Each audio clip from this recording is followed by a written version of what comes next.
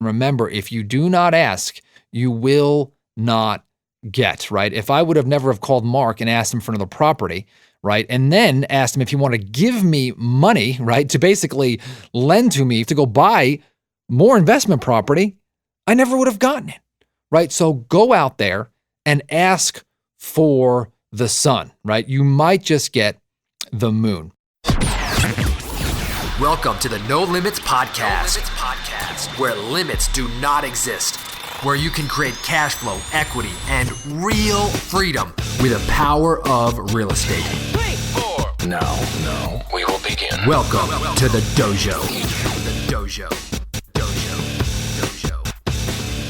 How to Structure Creative Deals, Part 3, the owner carry. Before we jump in today's content, if you have not been over our website, nolimitsrealestateinvesting.com, I've got a gift there for you. This is the No Limits wholesaling map. And whether you're trying to do your first deal or you're trying to scale your business to 7 or 8 figures and step out and have a business that throws off cash month after month after month without your personal involvement, you've got to download the map. This is the massive action plan. So I don't care where you are in your journey. This is the exact blueprint that can take you to your promised land. So go to nolimitsrealestateinvesting.com and download the map today.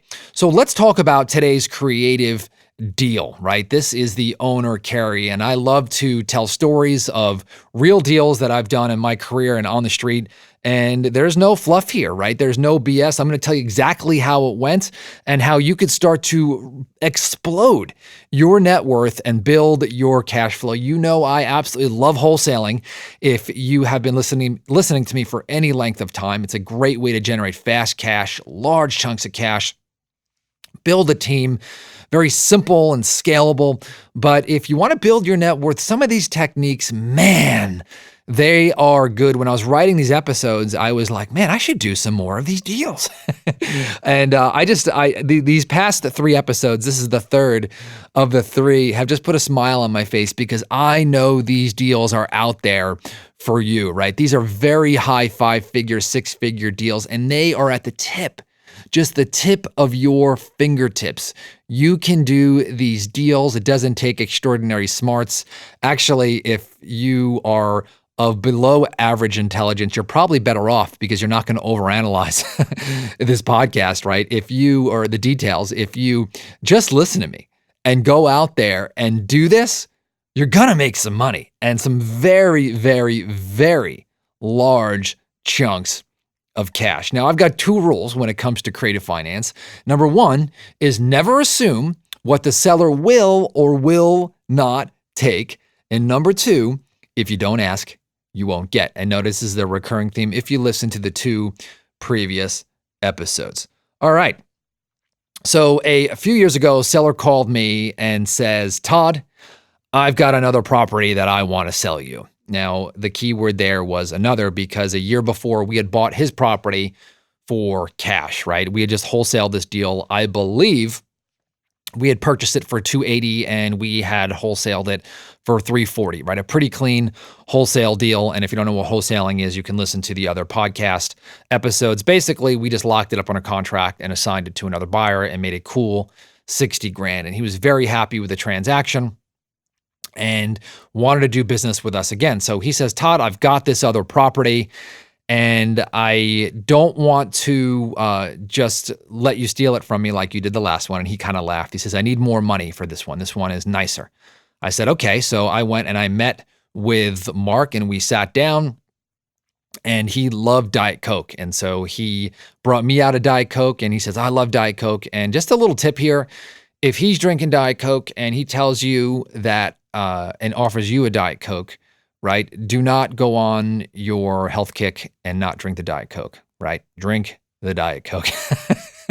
So me and Mark, after him telling me that he drinks 8 Diet Cokes a day, I'm enjoying my Diet Coke with Mark, and he starts telling about his second property, and he wants to sell it to me, not for as low as the other one, but he's still going to give me a good deal. So I asked Mark, I said, why do you want to sell me the property? And he says, well, I spent all the money from the last deal that we did. And so this house is a little bit nicer. And so I want to sell this to you for more than my last property. And so I looked at the house and it was a little nicer, right? It was right next door to it. And I thought that was kind of funny. And the house was worth about $380,000 in as-is condition. He agreed to sell it to me for $330,000. Now, I could have wholesaled this deal, but here's what he said. He says, Todd, listen, I spent all this money in a year. I'm really bad with money, right? Obviously, I spend everything, and this is no good for me. So why don't you pay me in payments? And so I just can't believe my ears, right? I'm just, keeping my mouth shut and just listening. And I said, well, how much do you need? He goes, well, I need about $2,200 a month to live. I said, okay. So I go, how many payments of $2,200 a month do you want? And he goes, well, how about until, this whole thing is paid off? So I said, okay, we signed the paperwork and I took it over to escrow. We bought the house. I got the place for $0 down, right? I started paying this guy $2,200 a month and I paid that house off, right, in a number of years. So do the math, right? $330,000 divided by 2,200 and I paid it off. Now, towards the end, this gentleman actually said, listen, Todd, I want to be cashed out a little bit early, right? Needed the money for something else. I didn't really get into the details. And so he actually gave me a little bit of a discount on that note. Okay. Long story short, I pretty much own that house free and clear. I sold that house about a year and a half ago. The numbers were $480,000. Remember, I bought it for $330,000. Okay, but the crazy thing is that I actually paid this house off because there was no interest on the property. So I did rent it out. There was a negative cash flow, right? I only could rent it out for $1,800 a month. Plus I had taxes and insurance, but the deal was really, really good, right? It was worth it because I didn't have to pay interest. And I know that I was going to pay this house off just so quickly. So I sold the property, right? And I got about $480,000 when I sold this thing, right? That wasn't all profit because, I was making principal payments every single month, but rent was helping to offset that.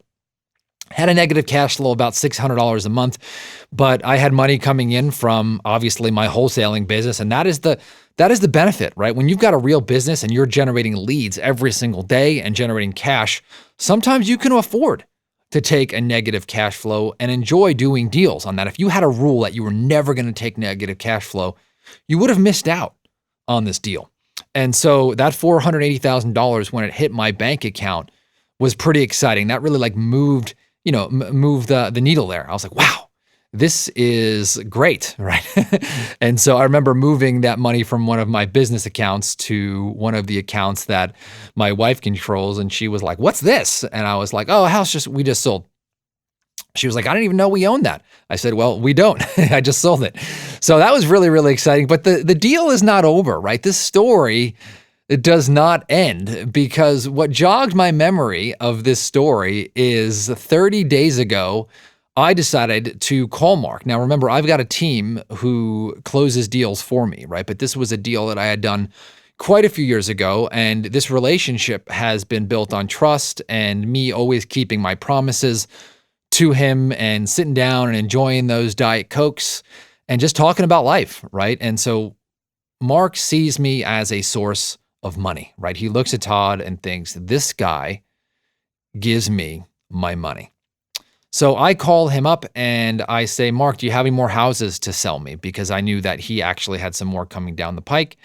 And he says, no, I just sold a couple for full retail price. And I'm thinking, oh, he's done selling me houses.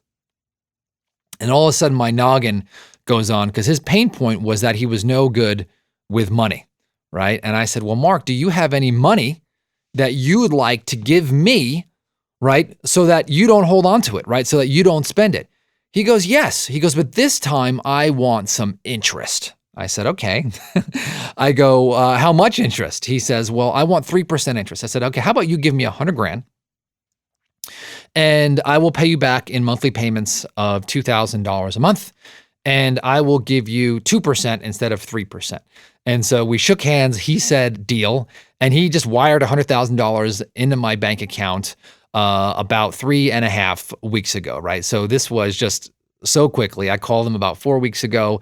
Took about 3 days for him to wire the money and for us to draw up the paperwork. So now I got $100,000 and I'm paying 2% interest on this money. Now, I don't know about you, but it's really, really hard to find money for that cheap. So what am I doing with that $100,000? Because now I have this $100,000. I'm like, oh man, I got to get this to work, right? So now I am actually looking for another mobile home park to buy and to use this as a down payment. I think I've identified one, but actually having this $100,000 really, really, really just put some pressure on me to go find another deal and use that cash. And so I want to encourage you, right? Go meet with sellers.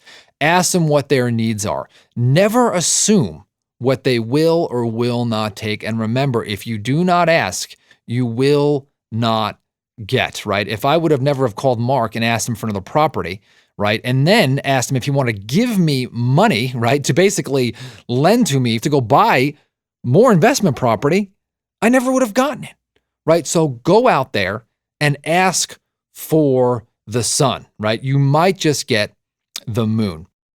So I'm going to ask you, if you have not shared this show, please copy and paste the link to the show and text it to 3 or more of your real estate friends or partners who you think need to hear this. I would really appreciate it. I also see your reviews on iTunes, and I want to thank you for those. I really, really appreciate that. It lets me know that you're listening. And so if you're listening to this and you have not left a review on iTunes, please go ahead and do that. We really, really, really appreciate that. Go out there, go solve some problems, ask some really, really, really thought-provoking questions, and ask, because a big deal is right around the corner.